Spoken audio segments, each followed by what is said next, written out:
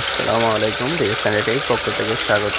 আমরা একটা চেম্বার বানিয়েছিলাম হলো মেন হলের পিচ। তো আমাদের এই পিচটা সম্পূর্ণ আমরা কমপ্লিট করলাম, শুধু এখন বাকি আছে উপরে স্ল্যাব দেব।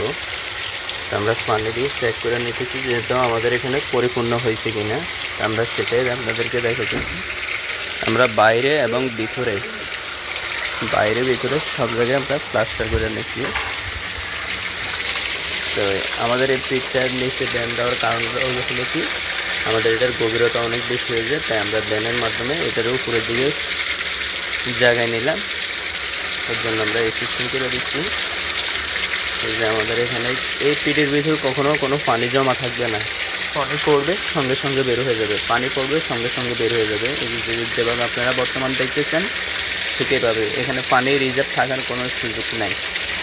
অনেকে পানি রিজার্ভ রাখার কারণে জ্যাম হয়ে যায়, আর এভাবে রাখলে জ্যাম হওয়ার কোনো সুযোগ নাই। আর ময়লা টয়লা আশেপাশে থাকলে এগুলো সম্পূর্ণ পুরো পিটের ময়লা আশেপাশে থাকলে এগুলো সম্পূর্ণ ধুয়ে ব্যানের ভিতরে চলে যাবে। তো আমাদের এই কাজটা কেমন হয়েছে আপনারা বলবেন, আর কাজটা যদি ভালো হয়ে থাকে অবশ্যই আমাদের পেজটাকে ফলো করবেন।